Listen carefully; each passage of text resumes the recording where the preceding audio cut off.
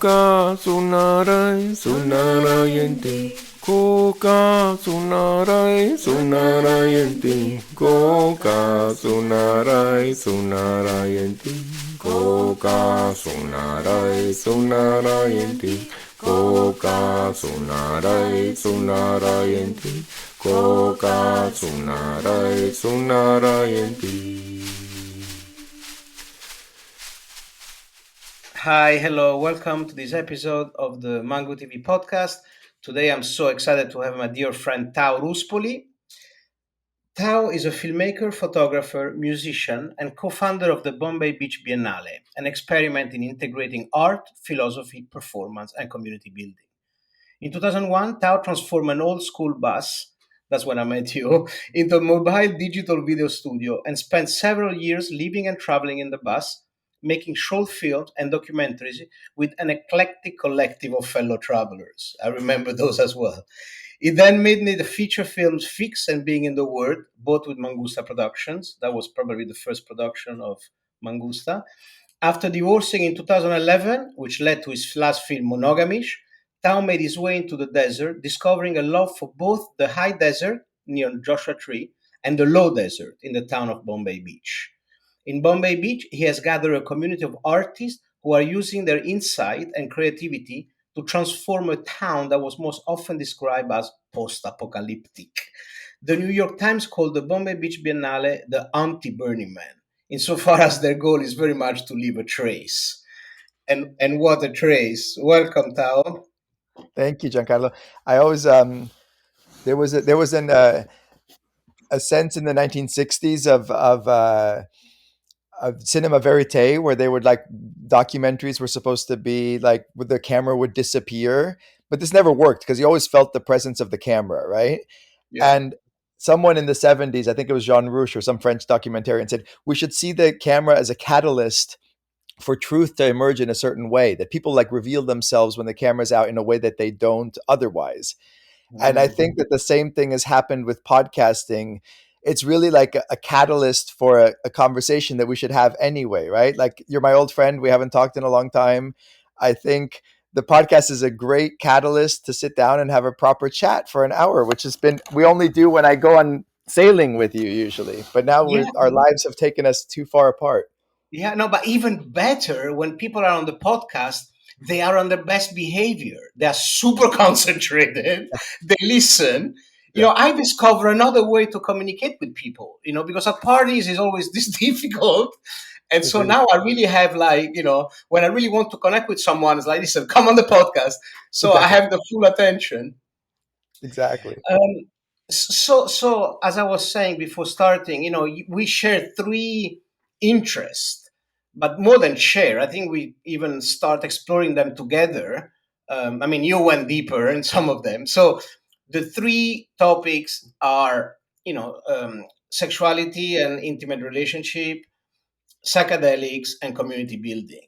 What about So filmmaking? How can you leave filmmaking out of that? I don't know. I thought you were going to say that first. I feel that if I think about you, I think about you more as a community builder than as a filmmaker. Then you document the then you document your life. But if I had to pick a description for you, I would say No, explore and I don't think we can ignore filmmaking because that's how our whole relationship was born, and we've made so many films together.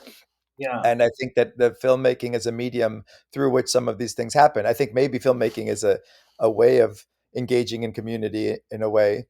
So we could yeah, maybe make that broader case. But I think if we had to pick our shared interests, I would put filmmaking and art, and then sexuality and relationships and community above yeah. maybe psychedelic exploration, which I think is a big interest of yours. It's a minor interest of mine, but I wouldn't Yeah. call it a defining interest of mine.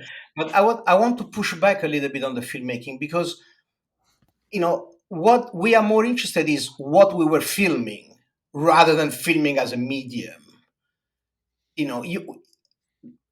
did philosophy, we did monogamish, we did fix. Anyhow, it's okay. We can settle on It's just adding because filming. we've both moved on to other uh, focuses right now. But I wouldn't want to deny the passion with which we were engaged with filmmaking as a medium and a process. I think that Yeah, yeah, that was yeah, yeah, what brought us together originally.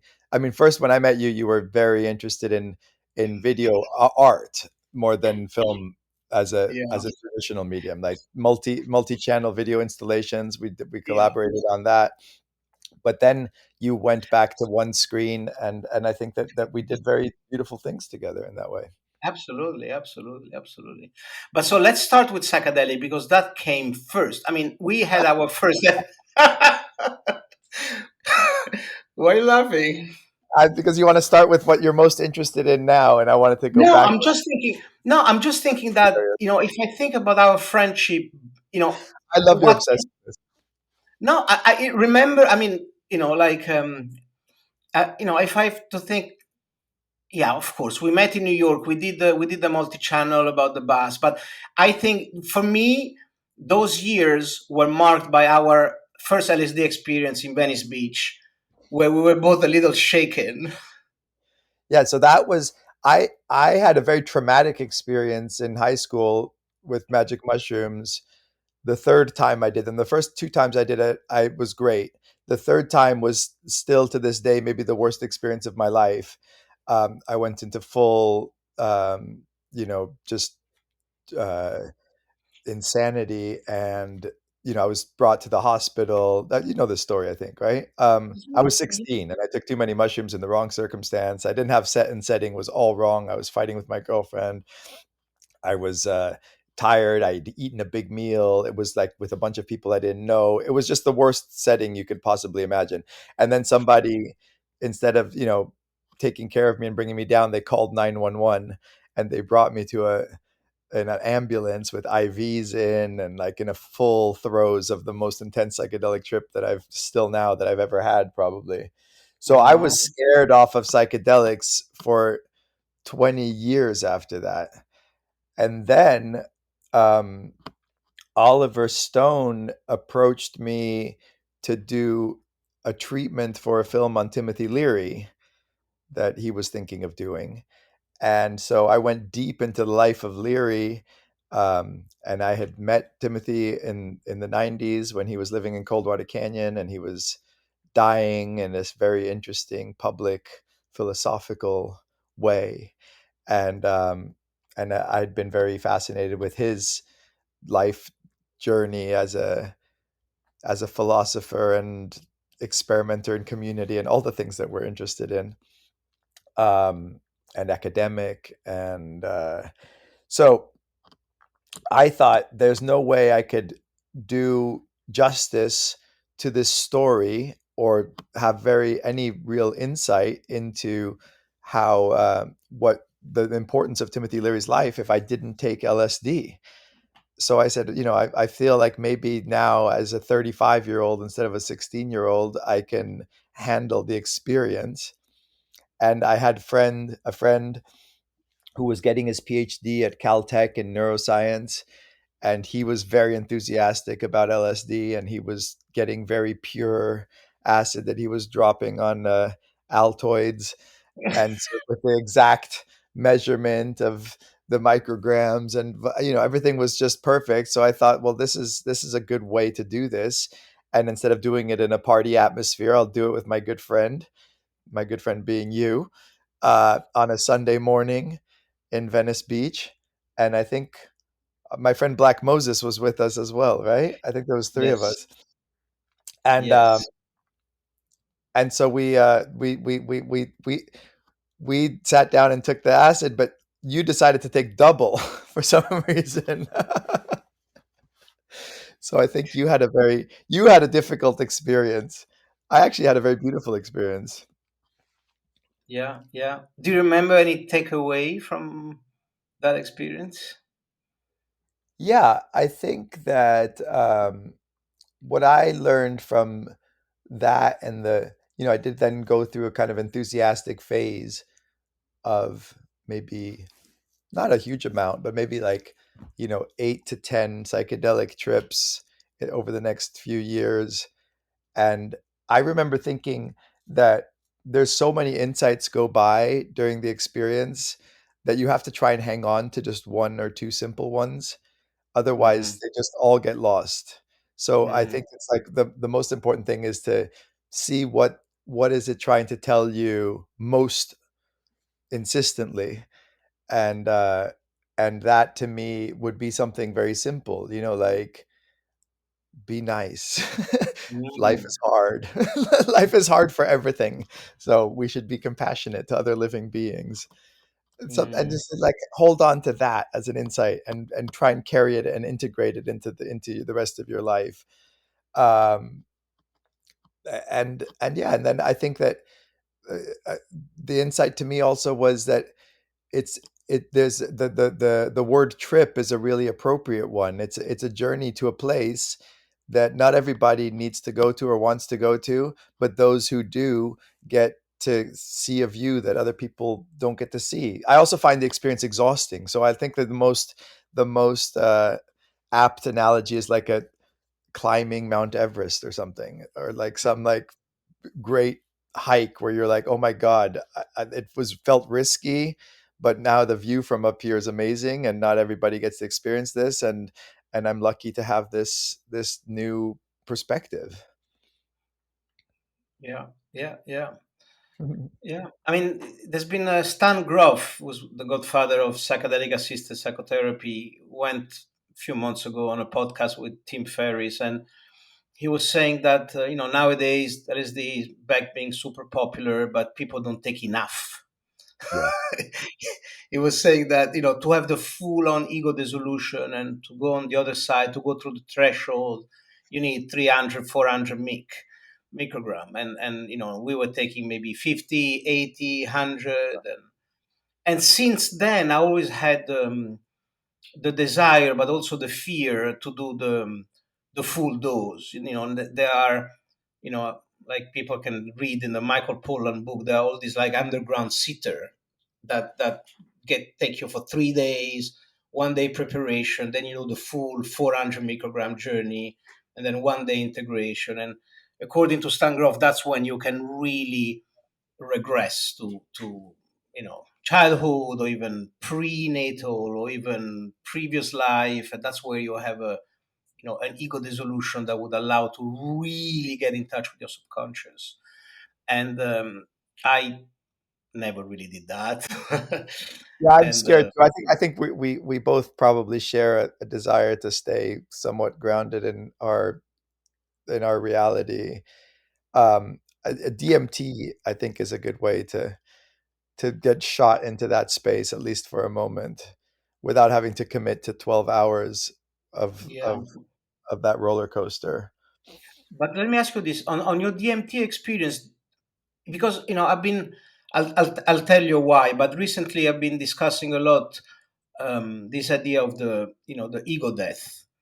And so it's still confusing to me, because with 5-meo DMT I went straight, I was in heaven, I was in with God, I was in, I had this sense of unbound compassion and love and forgiveness. I was in heaven, I felt, I knew I was in heaven. So that sounds pretty dead to me, but I had the subjective experience of being me, of being a soul, whatever that was. So, is this considered ego death? Or, I hear friends and also from literature that ego death is when you don't know who you are. You don't know who you are. And so, did you, what kind of disassociation have you ever had with DMT? Yeah, I've had it, but not with 5-MeO, the NN-DMT. I haven't done the 5-MeO, which everyone keeps talking about being this Yeah. really incredible experience, which I'd like to have at some point. But the yeah, I've had the point where I just didn't know who I was or where I was, but to me that I kind of lost the point, because then I had to remember, like, oh, I'm a human, I did this thing, and then you slowly come back to your identity, and then you try and grasp at this experience that you had of not being you. um, but I don't. It's hard to integrate the significance of that. I think that it's I think Terence McKenna described LSD as relentlessly psychoanalytic, that it's Yeah, all about you and your life, and yeah, DMT it's like not about you. It's like a no, moment to glimpse at the the layered nature of existence that you don't get to experience when you simplify. As you know, I don't remember who said that, like the brain is a filtering mechanism, right? That is just reducing valve. It was Aldous reducing Huxley. valve. Yeah, exactly. Yeah. And so we create this illusion of stable objects and Mhm. atomic objects and like individual identities, and all of that is just an illusion to allow us to eat and procreate and survive in this world that is way more complicated than that. So I think that what the DMT is, it gives you a moment of lifting the veil and saying, you think you know what's happening, you think you know who you are, like that's hilarious. Yeah, um, and so it's beautiful to witness that. What you do with it, I don't know. I don't know what the answer is yeah, of what I just think it's like a miraculous thing to get to experience, and I'm sure you get to experience it again when you die. So it's a little preview. yeah, yeah, yeah. So I don't know if you know that, but one of my good friend is sponsoring DMT trial. It's not medical. It's a consciousness exploration trial at the Imperial College in London, where he persuaded the scientists, or rather, the scientists wanted to try to, instead of inject DMT, to give it as an extended state, like with the intravenous. Hmm. So you get this needle in your arm, and I mean, the idea is that eventually you can go in the DMT world for 10 hours. But so now they're starting with 30 minutes. And that we've been making a documentary, and we've been following this psychonaut going on there. And, this has been happening for 7 years. I never volunteered because I thought, even with a normal path, sometimes this, loss of identity is very uncomfortable for me. But so something happened the last few months. Now I stopped alcohol for 10 months. I stopped weed for a year, and I had a couple of very powerful mystical experience with holotropic breath work. And so for a moment, in a moment of courage, I say, okay, let's do it. So I sign up for this experiment, and I'm preparing. People that say, listen, don't even joke about the fear. Try to keep a solemn approach. Um, but so yeah, the sponsor of this experiment, he thinks that the entity you meet on the DMT in the DMT world, not only they are independent sentient beings, they're not a result of your imagination. They're independent sentient beings. But not just that. He thinks that you can develop a relationship with them. But not just that. He thinks that they can help us with our human affairs. Do you remember that movie Arrival, when you have the big octopus alien that prevent World War III? No, I never Denis saw it. Villeneuve. No, that's a good movie. So yeah, so that's what I'm preparing to do. And his point is that NASA spent billions of dollars to send rocket and send satellite and develop incredible telescope, and there is no funding for maybe exploring the same dimension but internally. Yeah. So anyway, we'll let you know. When are you Okay, doing it? so sorry. When are you doing it? So it's a 2 day, April 13 and April 26. They don't tell you which one is the placebo. So I, Oh, wow. I have 35 days to prepare. I ask I ask a spiritual teacher to guide me in the preparation, in working on this fear. Yeah. Um, Good luck. I so, can't wait to hear yeah, about it. yeah. We'll see what happens. But so okay, but what about, where are you now? Tell us where you're talking from, and let's talk a little bit about this crazy place you've created over there. So Bombay Beach is a very peculiar town on the eastern shore of the Salton Sea. The Salton Sea is the largest body of water in California, and most people have never heard of it, even people who live in California. I had never heard of it. In 2008, I was in a bookstore when those still existed, and I saw a book with like an Airstream trailer rotting in a puddle of like orange liquid in the middle of the desert. And it said, the Salton Sea. And I was like, what the hell is this? And I said I saw that it was 3 hours away from LA, and it's this vast body of water, huge, where you can't even see the other side. It's crazy. And a lot of people, who, if they have heard of it or had heard of it, they thought it was a dry lake bed. But instead, it's this vast body of water that was created by accident in 1903. They were damming the Colorado River to bring water to Southern California. The Colorado River provides half the water for Los Angeles and San Diego and all the farms in California, all the produce that's being grown for the entire country. I think half of the produce of the entire country is grown here in Imperial Valley. It all comes from the Wow. Colorado River, which is this precious source of fresh water. And they were damming it to try and control it. And there was a breach in the dam, and all the contents of the Colorado River were flooding accidentally into this low desert basin, which is 250 feet below sea level. And 100 years ago, it caused the only accident you can see from space, they say. Um, but rather than just let it dry up, the the American spirit that I think both you and I find so amazing and fascinating and pioneering Compelling. and Yeah. full of like, at what point does entrepreneurship and optimism turn into like arrogance and hubris and the desire to dominate nature in a way that is maybe not so wise? That's the question that is asked and answered at the Salton Sea. Because rather than say, oh my God, we made a mistake, people said, oh, we could have the best of both worlds. We could have water and desert. We could have Palm Springs with fishing and boating. And so these developers built these little towns all around this body of water, and they put fish and they built marinas. And then there's all the farming north and south of here, where, like I said, half of the produce of the country is grown here. And they said all the water they use for the agriculture, the extra water, the runoff, will just open the taps and keep the sea full with agricultural runoff. What could possibly go wrong? Well, the answer is everything. And the salt from the ground started to enter the water.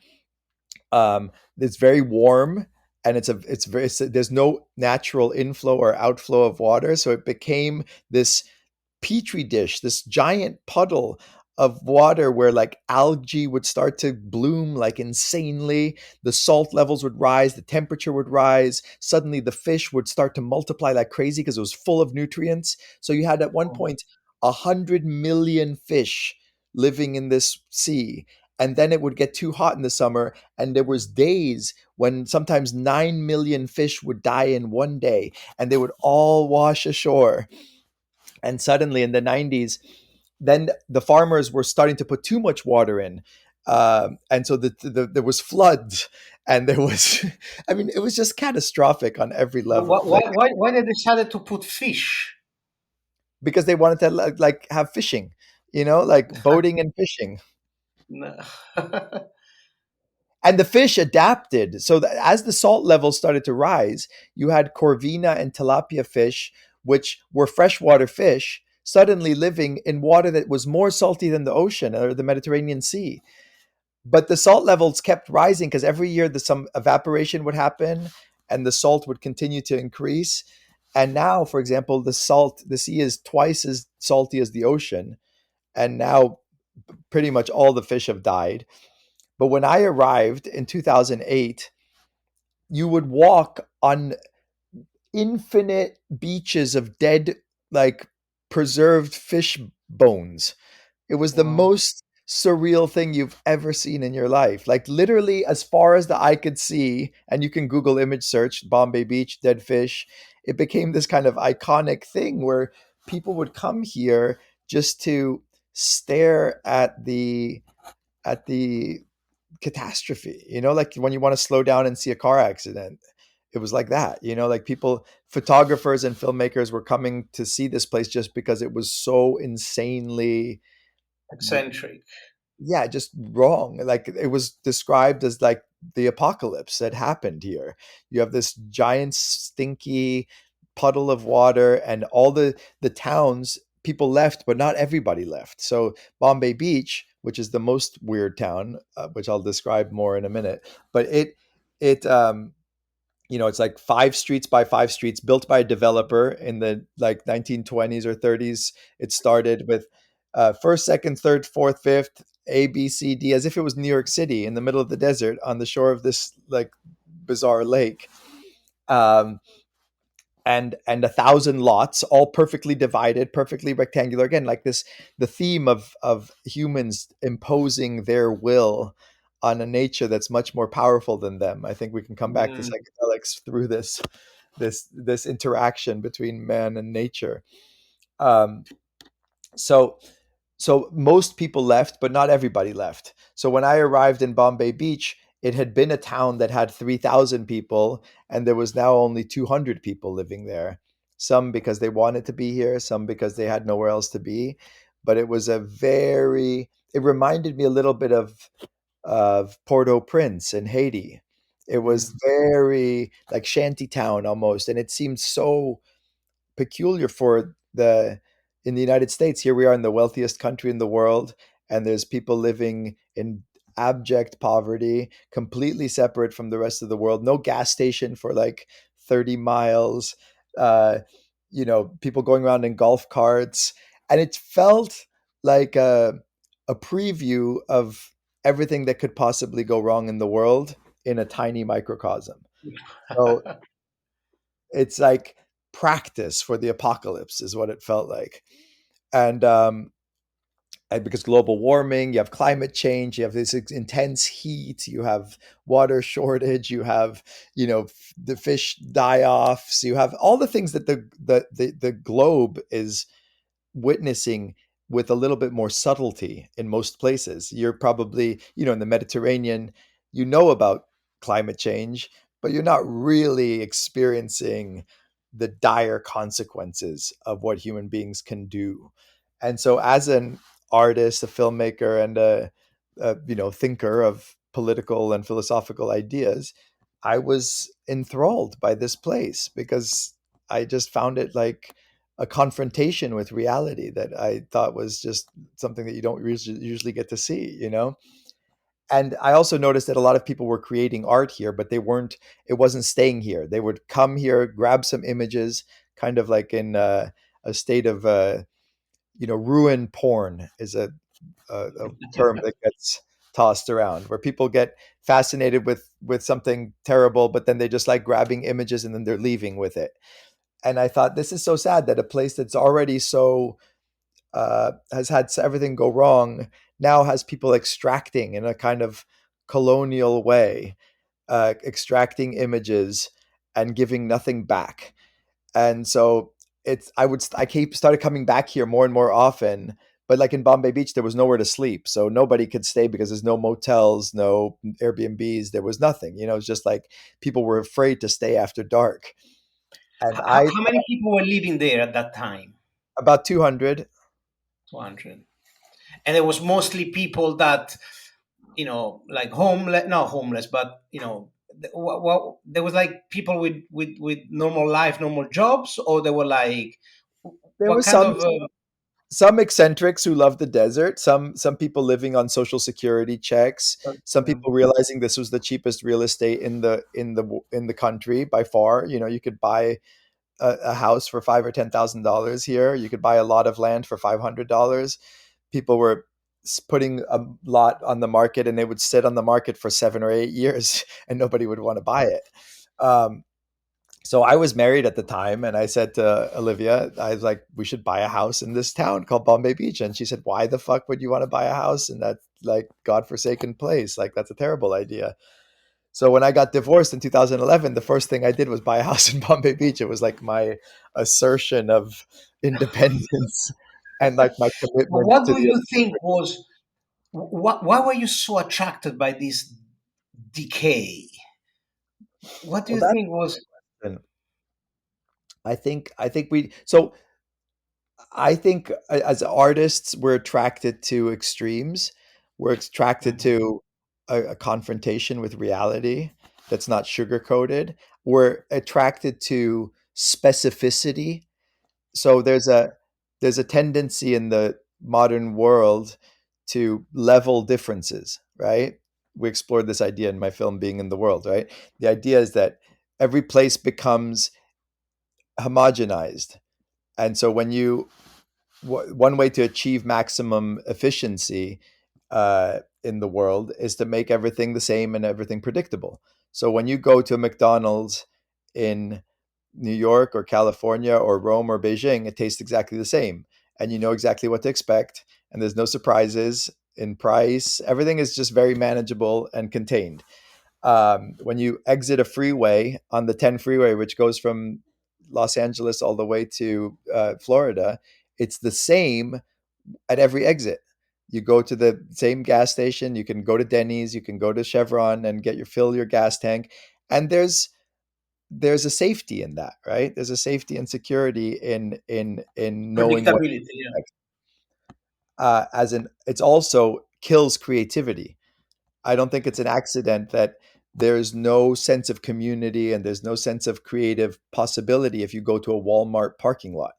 Like, where are you going to gather? Where are you going to exchange ideas? Where are you going to have original uh, approaches to existence? There's no room for it. And that's not by accident, that's on purpose. Like, there's a desire by the structures that have power, I think, to create a predictable, and controlled populace. And there's a reason there's no piazzas in the United States, because a piazza is a place where people can conspire, I think, and have original ideas. So when you stumble on a place like Bombay Beach, despite the sadness of the place, despite the dire, destitute catastrophe, there is the possibility of new ideas, of new images, of new like conversations, of of a place that's very specific to the circumstances of what happened here. And Mhm. so I think that I, as an artist, was very drawn to the specificity of the place and the uniqueness of the circumstance and the confrontation with a reality that most people want to sweep under the rug. I think what happens in these places that are all the same is also there's no confrontation with death. There's no confrontation with the consequences of capitalism. There's no Mhm. confrontation with the consequences of inequality and of environmental, of lack of care or stewardship for our environment or any of those things. All that stuff is pushed away. So I think that to be faced with it directly, if you're an artist or a thinker, that's fascinating, and that's worth like stopping. So Yeah. and looking and contemplating in a real way. So so that's what I did. As I bought a Also, house here. also, Go ahead. also the anarchic in you felt, like there's no police, there's no. I mean, there are some rules, but they're not really enforced. So I Yeah, think there's a there's a beauty. counterculture. Sorry.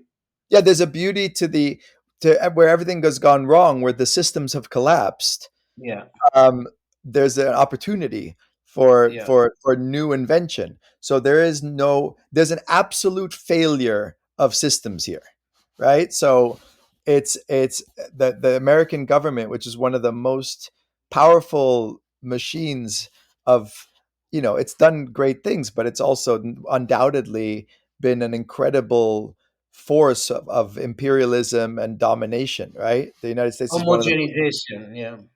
and of the government of the United States has done everything it can to control everything in the world, right? To become a dominant like force for, some people might say for good, some people might say not for good. Um, but whatever it takes, they've just done what it takes to dominate.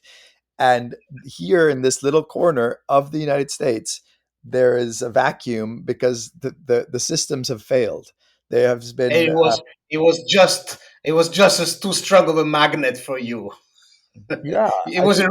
irresistible.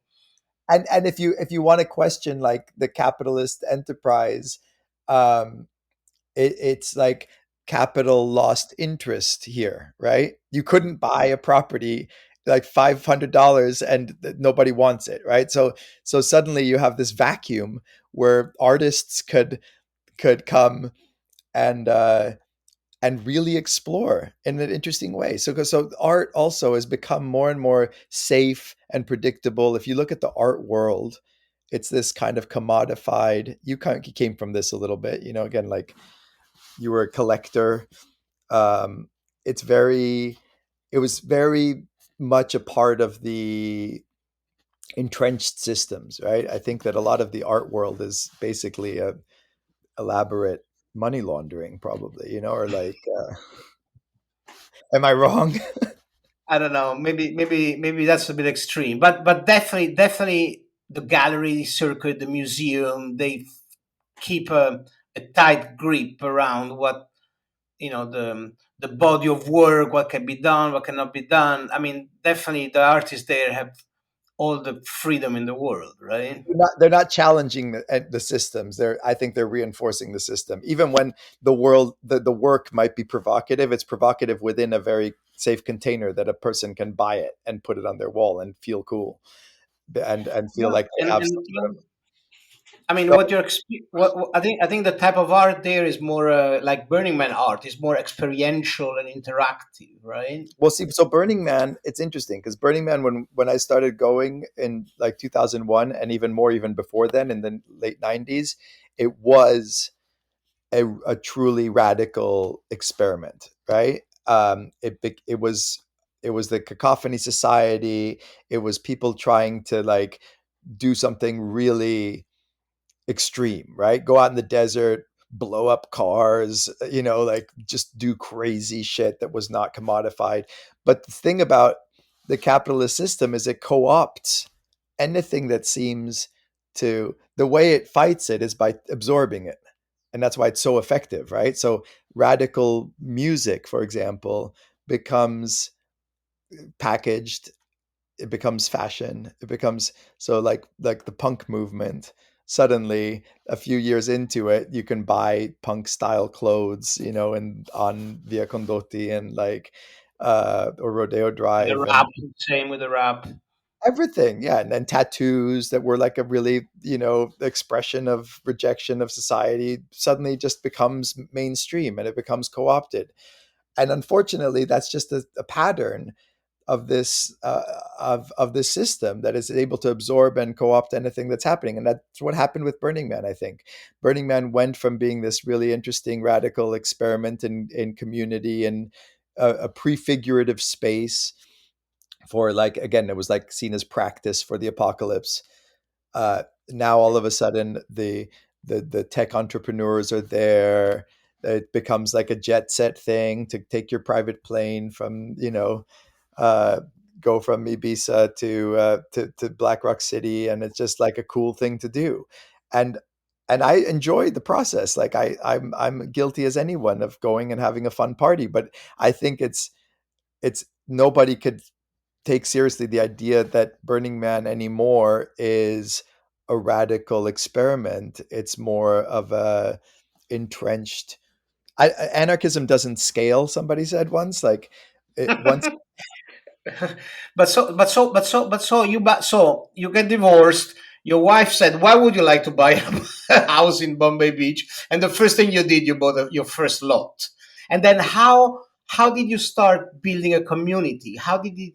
Because now it's becoming super known, and you said that back then one lot would be in the market for 7 years. Now there is fast market at the auctions.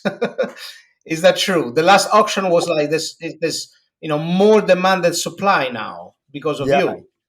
And so this is, again, it's the difficulty of what happens when something when artists discover a place and are really engaging with it in an interesting way, suddenly there's like parasites latch onto that, and then the artist can even get blamed for being the reason, but it's like blaming the host for the parasite in a way. Like when artists find a really interesting community, let's say in an inner city or in a place that has been, rich with culture.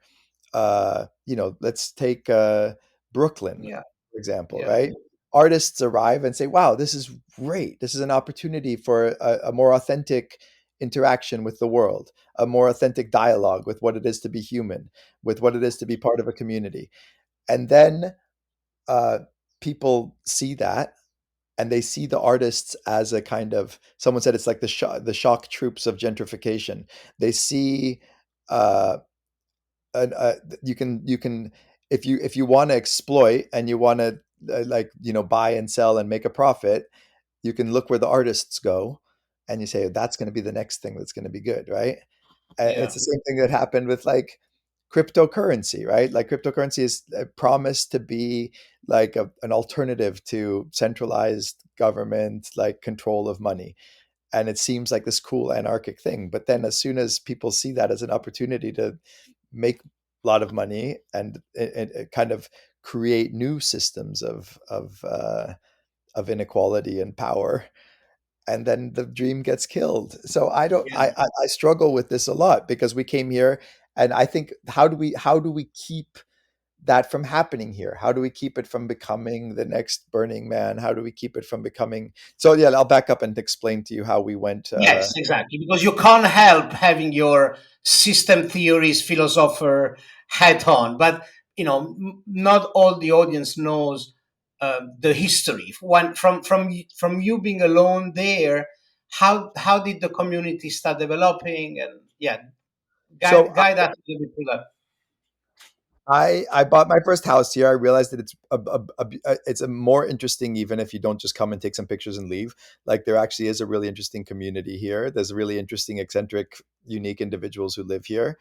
There's a one bar called the Ski Inn, because people used to water ski up to it. Um, so I started inviting artists and friends to come here and appreciate this amazing place. And I, at the time in 2015, I reconnected with my childhood friend Stefan Ashkenazi, who is a very great kind of creator of experiences. He is a kind of has this surreal Dadaist approach to hospitality. He has a hotel in LA called the Petit Hermitage, and he was creating just wonderful experiences. And I started getting excited with him, telling him about Bombay Beach. I didn't know that in his head he was already planning to do an art kind of happening in the high desert, in Joshua Tree, and Oh, or maybe somewhere else. He was looking at ghost towns that were completely abandoned and looking at the possibility of creating unexpected experiences in the middle of the desert. And so in his narrative, he had a rocket that was already packed and ready to go to the moon, and I like helped detour it and say, let's go to Mars instead. Um, uh, and then at the time, I was also spending time with Lily Johnson White, who was like a great patron of the arts, and she was sitting on the board of many art foundations. And I brought her here as well, and so basically the three of us came together, me and Stefan and Lily, and the idea was to bring, like, again, unexpected juxtapositions. I brought my friend Mark Rathall, who's a professor of philosophy at Oxford. I said, what would it take to do a philosophy conference here? And he looked at me like I was crazy. But he said, it doesn't take a lot because philosophers love to talk. So if you invite them here, and Stefan loves ballet and opera and, very high art. And the idea of like creating that on this background was really exciting to us, all of us. Like how if you put like the world's best ballerina in an abandoned building in the middle of the desert, that would be very beautiful, maybe more beautiful than seeing her at the San Francisco Ballet, right? So the idea was born to kind of, and then coming from Italy and the Venice Biennale, there's, again, there's a pretension, I think, to the art world, to the enmeshed, systems of art making, and so to kind of undercut that and make fun of it by putting it here, and also Bombay Beach Biennale, I like the sound of it, the alliteration. And so we said, what if we do a biennale? It's supposed to be every 2 years. We'll do a biennale every year. We'll borrow the name from the Venice Biennale because there could be nothing more opposite of Venice, Italy, and Bombay Beach. Like I think two more distinct places couldn't exist. So again, just like playing with unexpected juxtapositions, the three of us founded the Bombay Beach Biennale in 2015. We started preparing the first year we called it Year Zero because we didn't know if it was going to actually work. And so Year Zero was 2016. Also, Year Zero, there's like the idea of starting something new, right? Out of the ashes, maybe like a new beginning. Um, so we did this almost like having no idea whether it was going to work, but it struck a chord unexpectedly, I think, and suddenly we got all this attention around it. The New York Times wrote about it and gave us a full page, and the Sunday Styles and Vice gave us the front page, and again, like it's this uneasy relationship with the entrenched systems of media, for example. Like how much does having recognition by these institutions, how much does it help what we're doing, how much does it hurt what we're doing? That's a question that we're kind of grappling with all the time now, because it on the one hand it validates, it means like, wow, we're really doing something meaningful, right? If these big things are paying attention, like there's thousands of little art festivals in the world, but this is like getting more attention than most. But it's also making, like you said, it's making real estate values go up, and so how do we preserve the authenticity of this project is the question that I But think we're. before talking about the future, what happened between 2015 to 2023? So in those 8 years, how did so the Biennale was born with this idea to integrating a little bit the three personality of the three of you, right? So the high art from Stefan, your more radical, counterculture, accessible and provocative art from you, and I remember Lily had a more established artist, and I think Kenny Scharf came, Yeah. and then there was also maybe the desire to help with the ecological crisis. So what happened in these 8 years? Which direction did you guys go? What kind of new resident arrived? How was the evolution in these 8 years? So we did the festival in 2016, 17, 18, and 19, and each year the idea is that we would keep the dates a secret. So you have to the dates are spread by word of mouth, and there would be no commerce, so no tickets sold, no art sold. So the idea of like a kind of pure artistic interaction with the place, create large site specific installations. There would be sculptures, and I was kind of flattered when the New York Times called it the anti Burning Man, because in a way it's in dialogue with Burning Man, right? So there's no question that there's some interaction with, you take a bunch of like kind of edgy underground artists and put them in the desert, and you mix like art with community, with psychedelic exploration, with music and a party. Obviously the echoes of Burning Man are going to be there. It's impossible to ignore that there's some parallels, but I think we're also in the other side of the coin. We're in opposition in some ways, because the whole point of Burning Man is leave no trace. You have this blank canvas, and it's a giant mandala. It gets created and it gets disappears. And our intention was to enter not a blank canvas, a real community that has been through real hardship, and then um, and then leave a trace. And and have some sense of permanence. Now, permanence is a elusive concept in a a universe going towards heat death, right, and entropy. There's no such thing as permanence, but there's more permanent and less permanent, right? So the idea of just like making things that are ephemera and disappear, versus here we're trying to create things that actually can stay, and we get this cumulative effect that every year there's more and more art. And it was an experiment in trying to use art to bring attention to the ecological issues, to bring attention to the economic and social issues and political issues of the place. And and in that sense, it's worked, because now more and more people have heard of the Salton Sea. And I also think that there's something to be said about focusing on local environmental issues. I think sometimes when you think too globally, it's at the expense of actually manageable, tangible issues.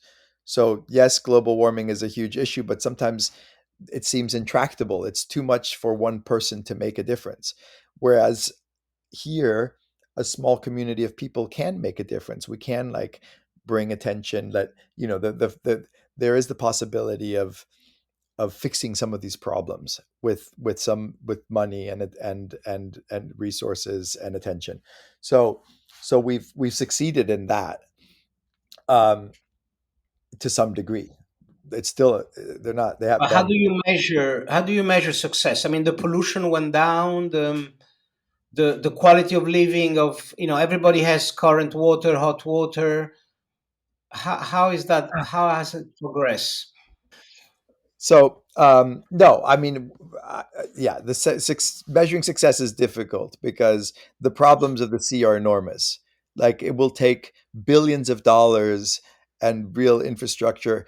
It's a much more intangible way that I think that we're helping, in a more humble way, which is basically bringing attention by media and government to what is happening here. And that we've done. People are paying attention. It's being written about, it's being talked about. We go to like government meetings here about, and then there's this other unexpected thing, which is the world's largest lithium reserves have been found under the Salton Sea now. So now we Wow. have, yeah. So now they're calling it Lithium Valley, like Silicon Valley, and suddenly there's interest by, I think, Berkshire Hathaway and Elon Musk are buying a bunch of property around here, and that's going to bring a whole new set of issues of mining and of extraction. And I don't know. Again, like I think the artist's role is uh, is an interesting one, because it's intangible in many ways, right? Like we're here in dialogue with some uncomfortable realities, political realities and philosophical realities of what it is to be human, what it is to be part of this community, and what it is to kind of like engage with nature in a symbiotic way instead of a dominating way. Extractive. But so back then there were like 200 residents. How many residents there are now? We want to do a census this year. That's one thing that we'd like to do. We don't know how many people are here. We Mhm. don't know how many people come here for part of the year, how many people live here year round. It's a lot of unknowns. So we're trying to get, we have a team now. So we did it 4 years, and then we had to stop because of COVID. Yeah. So we didn't do 2020 or 2021. 2022, we came back in a kind of renegade, rascally way, because we didn't have any resources, and it was just me and my partner Dulcinea who put on the Biennale last year, because Stefan and Lily were still in the throes of COVID. Um, so now Stefan and Lily are coming back. We've actually created a company for the first time. We have a structure. We're going to be doing more fundraising.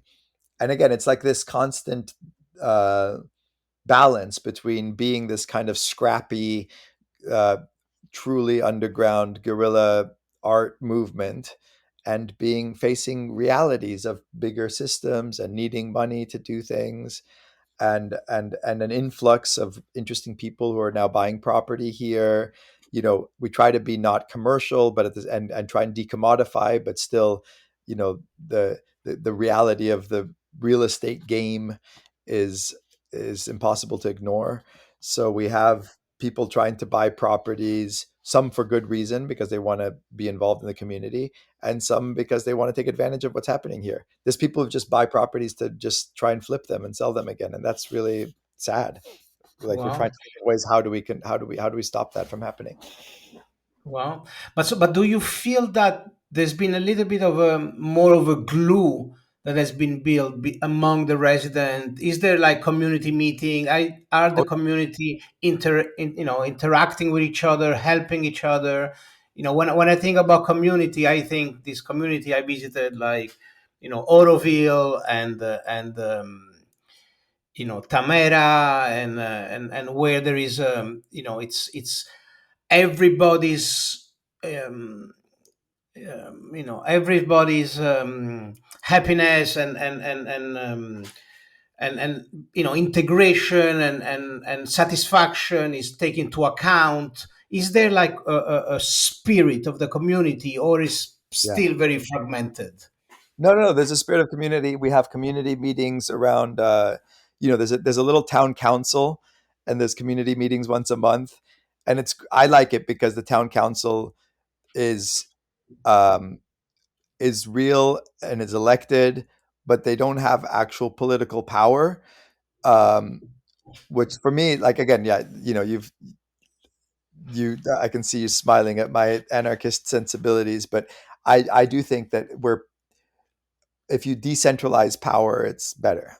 I think that if you allow people, a truly democratic system would allow people to have voluntary opt-in power, but not like coercive power. So I like that there's no because of the lack of resources here. The good side of the coin is that there's no like oppressive police presence, for example. There's a sense of freedom that you don't, America, a lot of people say, oh, it's a free country. And it's actually those of us who have traveled a lot know that it's one of the less free places, right? In terms of Yeah, like a feeling of, can you really do what you want? Um, there's a sense of that here. There's a sense of like an opportunity of like being of self-organizing community, voluntary systems of uh, of power instead of coercive systems of power. So we have meetings once a week.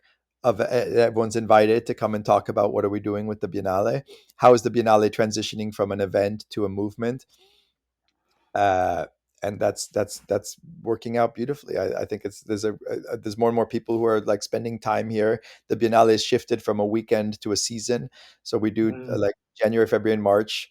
I and a lot of other artists and who are people who are interested in all these issues are living here for that time, and it's beautiful. I think that people who, if anyone's listening to this and wants to get involved, they should come down and check it out. amazing, amazing. But so in which way you think is becoming a movement, and what would be like the two or three words that would describe the movement? What would be the values? I think privileging art as a meaningful tool uh, for community building and social change and political activism.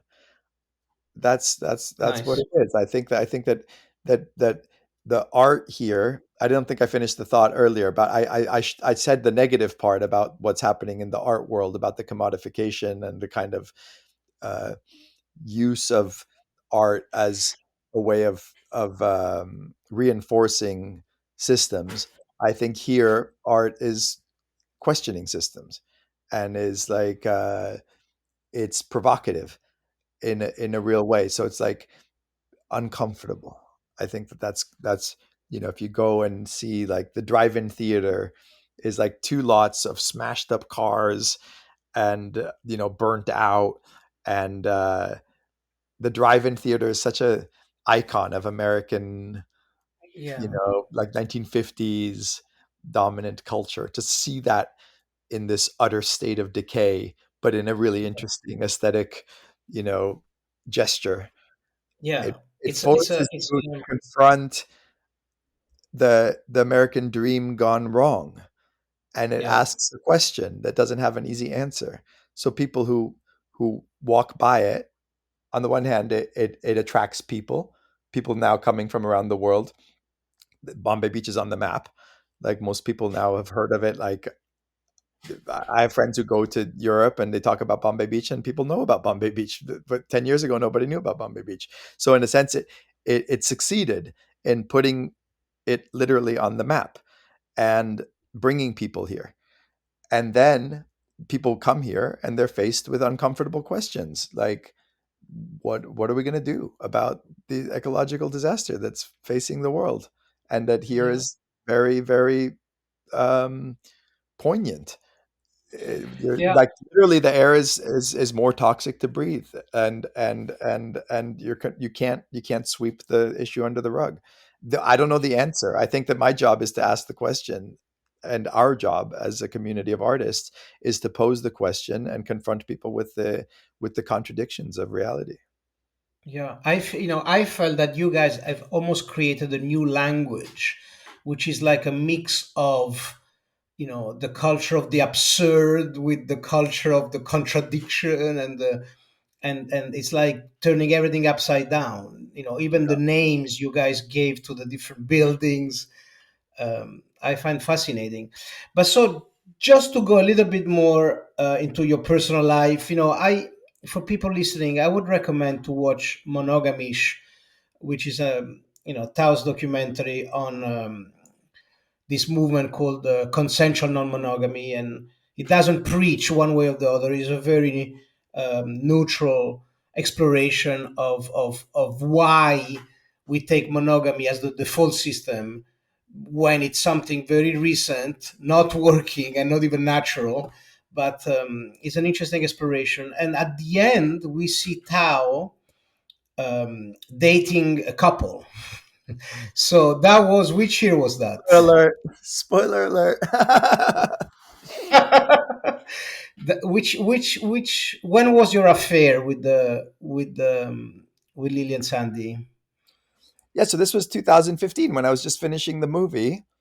We met this Exactly. beautiful I met this beautiful couple, and I'd been for 3 years trying to finish this movie. And one of the difficulties of finishing the movie is that I hadn't landed anywhere. I was just asking too many questions and Yeah, not with documentaries always a problem. Yeah. and and and so it went from theory to practice, and that's was allowed me to finish the movie. Like so after, you know, 8 years of traditional monogamous marriage, that not I mean, I don't think you should see a ended marriage as a failure, because that's one of the problems with the system of monogamy is it teaches us that anything that isn't like one person forever is somehow a failure. I think that one of the lessons of the film is that actually it's okay to have chapters. It's okay to have a multiplicity of experiences and of that each we talked about anarchism. There's something called relationship anarchy, which is interesting. It's saying why do we want to like reduce our relationships to these simple categories? Maybe each relationship should be defined on its own terms. My relationship with you is specific to our history and our friendship and our projects and our creative you know uh journeys. So anyway, I met this couple who was in an open marriage. They'd been together for 13 years. They had two children. They had kind of, I felt like what we're experiencing as a culture right now is both with psychedelics and with questioning traditional relationship structures. It's like in the 60s, there was the sense that we have to just explode and mesh systems, that there was nothing worth keeping. If we go back to what we were talking about at the beginning with Timothy Leary, if you listen to his lectures in 1965, it's quite shocking now to hear a professor at Harvard, say, "Oh, nobody over 40 should be allowed to vote. Everybody should quit their jobs. Yeah, everybody should drop out of school. There's nothing worth keeping in the systems that they're just too oppressive, right?" it was it was a kind of unsubtle desire to just blow up the systems that were there. And I think that it was the pendulum swung too hard in a way. Yeah. It was not nuanced. It wasn't careful, you know. And I think that having learned from the mistakes of that kind of excess, and maybe it wasn't a mistake, it was necessary because the systems were so entrenched. But I think now, when it comes to psychedelics, for example, people are saying, how can we integrate into the things that do matter, that are worth keeping, right? And maybe like there are things of monogamy and marriage that pull us to that we do want a certain sense of continuity and of safety and of care and of security that come from a long, like, committed relationship, that come from commitment, for example. But maybe that doesn't have to mean I'm never going to be attracted to or sleep with anybody else for the rest of my life, right? And maybe I can take a psychedelic journey and see how it can help me in my existing community and in my existing family structure. I don't need to explode it and move into the forest and like follow the consequences of this to such an extreme. I can like integrate it in a real way, right? So that's what I learned from meeting Lily and Sandy. Like, they were in a marriage that was lasting, and they were raising children together, and they were also exploring other relationships. And after 3 years of like doing this only theoretically, I had this, beautiful experience of having a love story with a woman who's married, and then her husband calling me up and saying, "Oh, I heard you guys had a great time. Like, let's have lunch and talk about it." And I was like, "Oh, I've only discussed this in theory. Now I don't know what it's like in practice." And sure enough, it was great. Me and him became great friends. And we realized that when you take away the sense of competition between men, that maybe two men who love the same woman actually have a lot in common, and have that can be a reason for like deepening a friendship and realizing that you have common taste.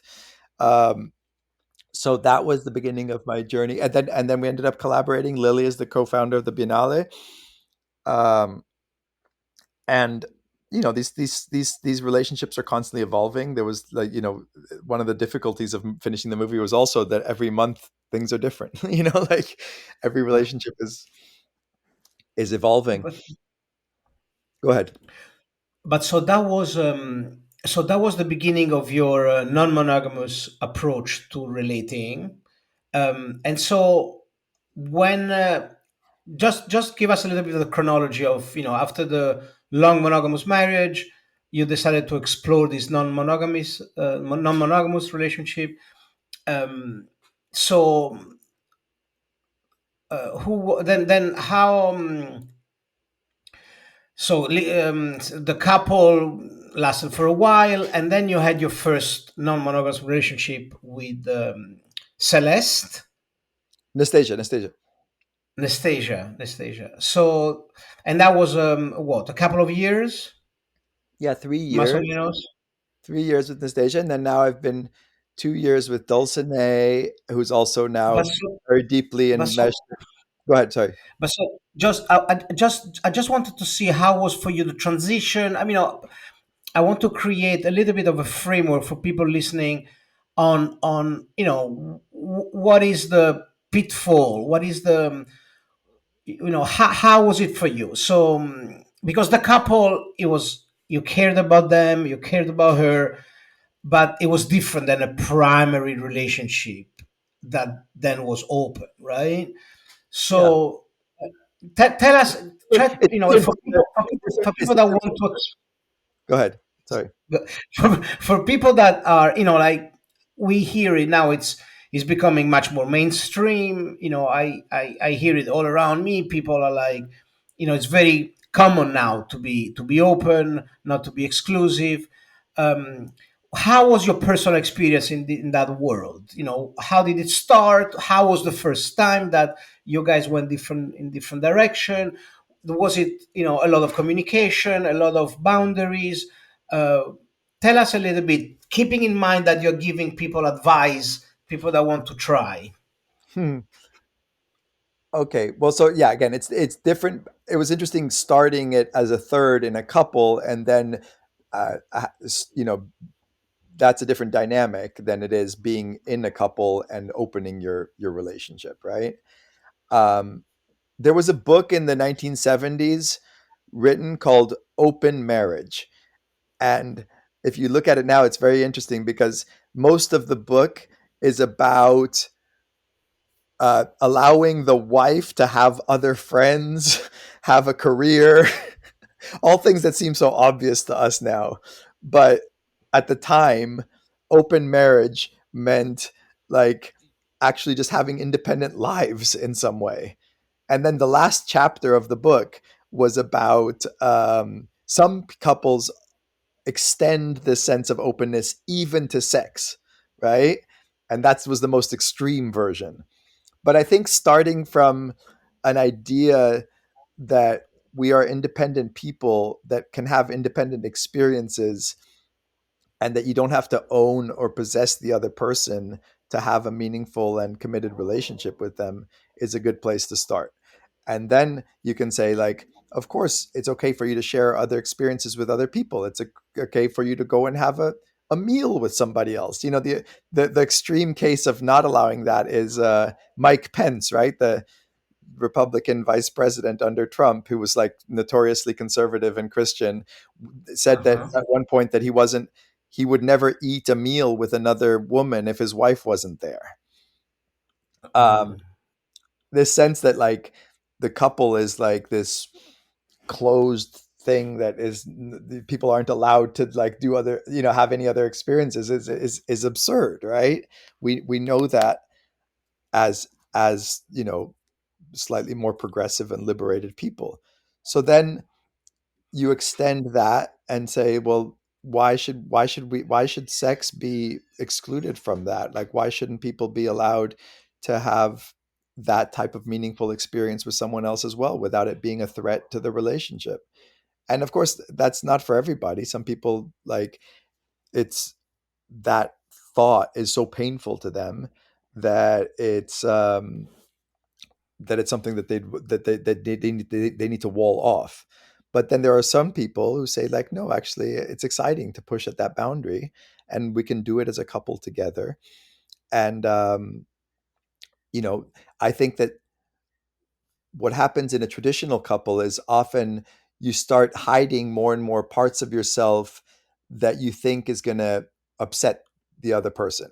So I think that what happens is little by little you start telling little you you're confronted with certain things, and the thing that you say can either be the reality or it can be what pleases your partner, and you know your partner so well that you'll often take the easy route and just say what you know will make things easier. And slowly this like causes couples to drift apart. And I think that the what happens in non-monogamy is you're forced to constantly be very honest with your partner, and maybe the threat to the intimacy that can happen from being with other people can be compensated for by the honesty of talking about things that most couples don't talk about anymore, like the fact that you're attracted to somebody else or that you want to explore something with somebody else. Does that make sense? Yeah, yeah. No, you're very good at the theory, but I want to know the practice for you personally. What was the ups and down? How was it for you? Where was the moment? When was it hard? When was it really fulfilling? Yeah, I mean, I think that,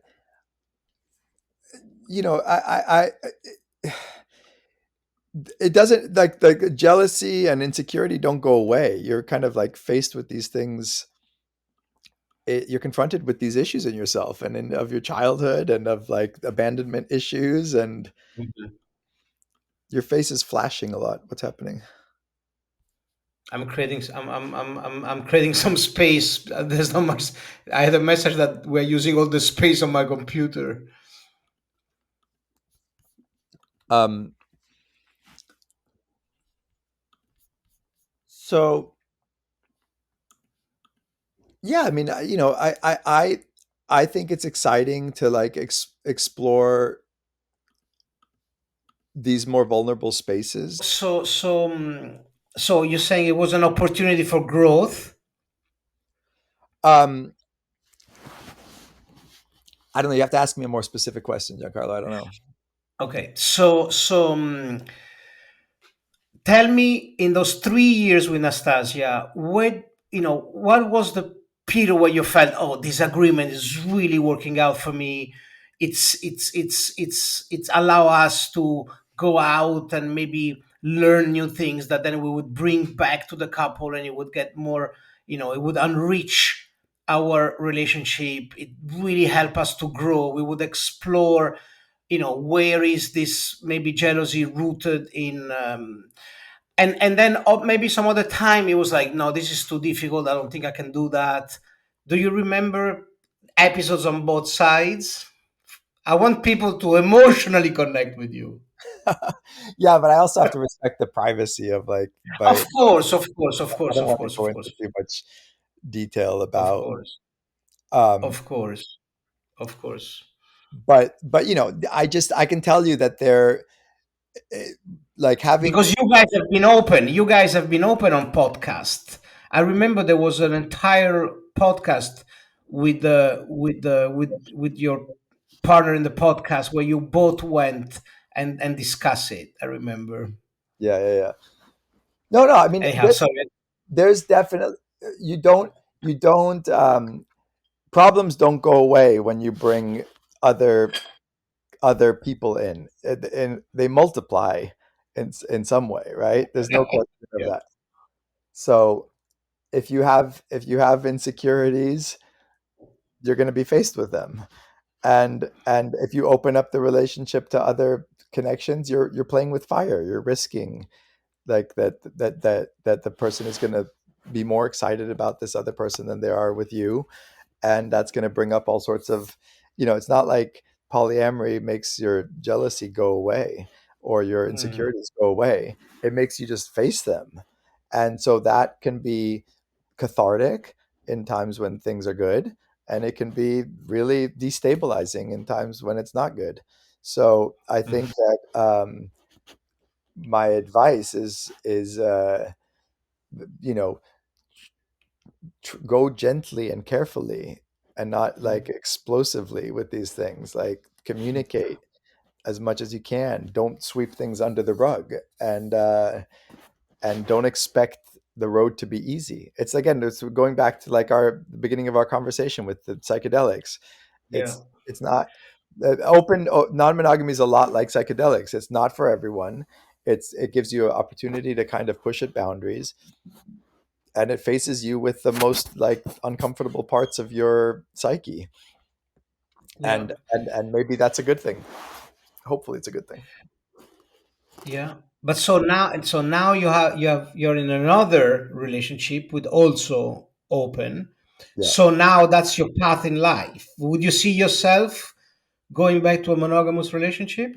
No, No, no, I don't no. I don't see myself ever asking for or promising monogamy, just because I don't see it as a container that I desire or require. And also, I don't see myself falling in love with somebody who would have that as an ideal. I could see like Mm. falling into it for a while. You don't always have to be exploring other issues, but like forbidding your partner from exploring that if they want to, it seems like not for me. It's Yeah. okay if other people.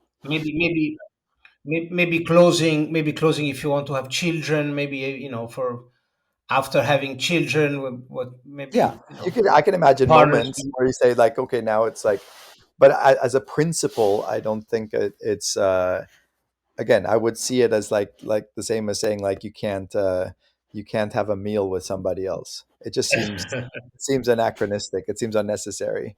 It's Yeah. more challenging obviously than a meal, but it's still a basic biological function that is a opportunity to have a meaningful experience.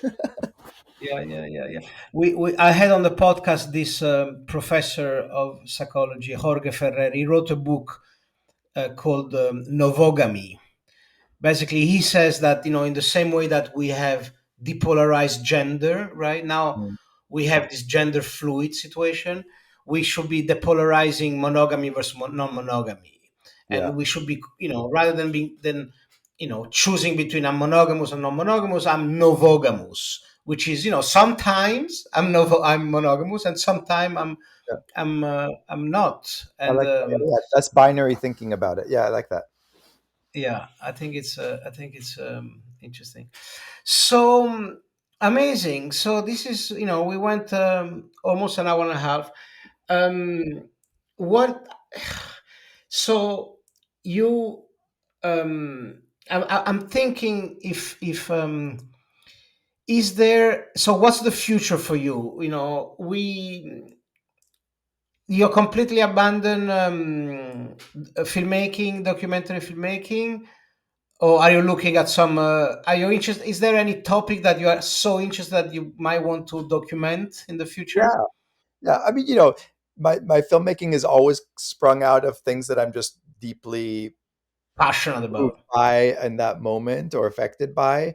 So whether it was like drug addiction in my family with Just Say No and Fix, or Monogamish, or going to uh, visit exploring flamenco and that the whole kind of culture and way of life. It's things that I've been steeped in very deeply, and so now I do document by nature. I like documenting and using filmmaking as a kind of uh, psychoanalytic tool for and philosophical tool for exploring the things going on in my immediate surroundings. And so there are things happening in Bombay Beach and in my relationship with Dulcinea and in our blending of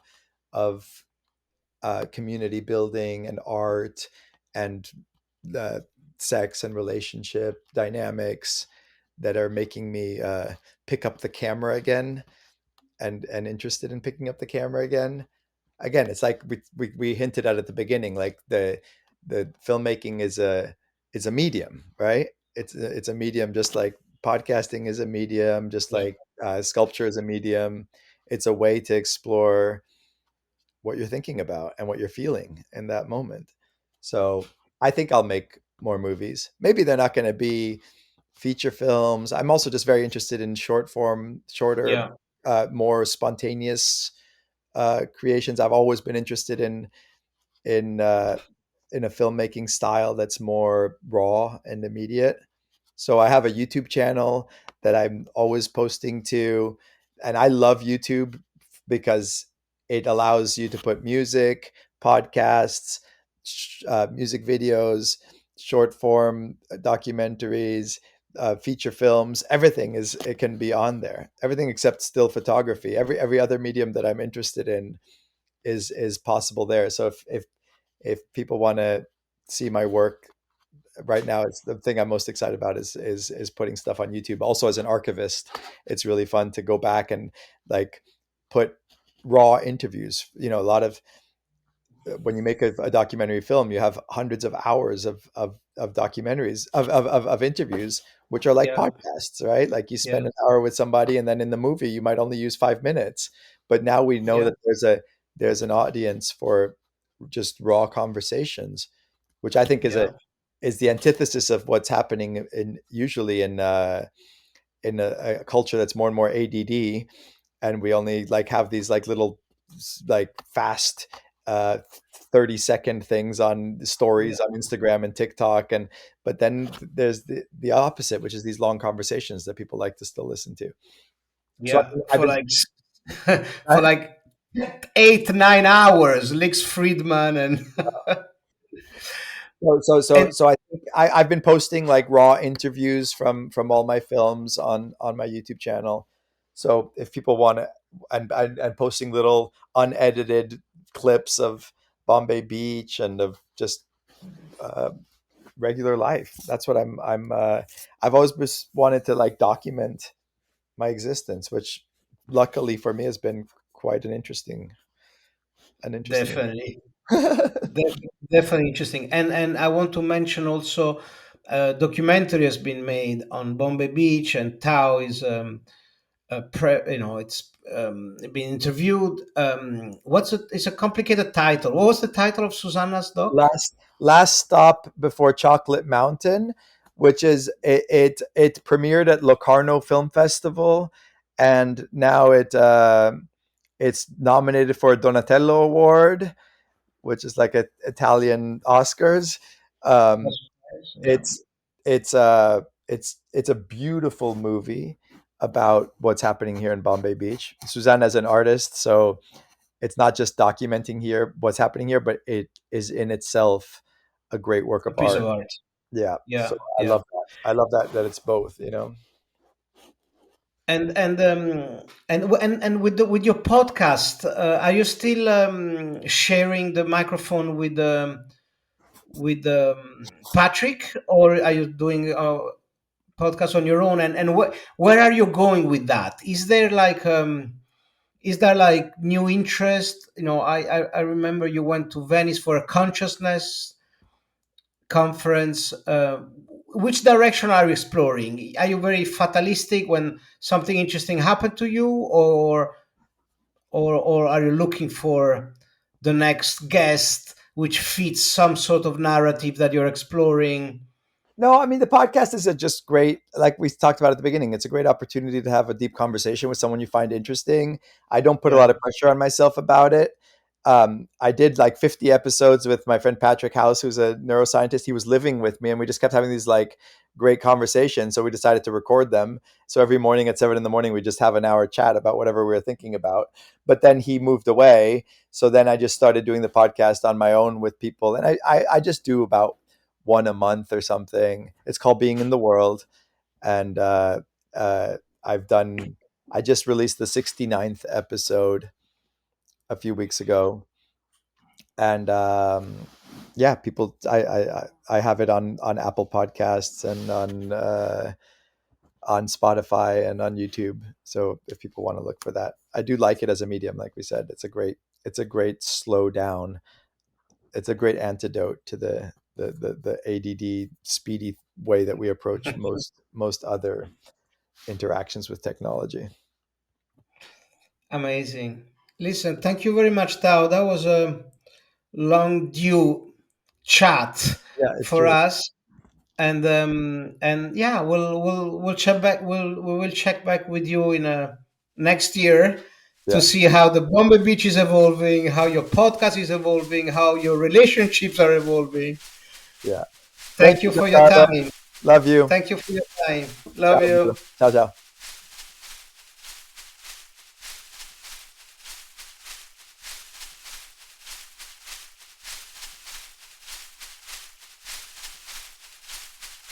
Koka sunarai sunarayente. Koka sunarai sunarayente. Koka sunarai sunarayente. Koka sunarai sunarayente. Koka sunarai sunarayente. Koka sunarai sunarayente.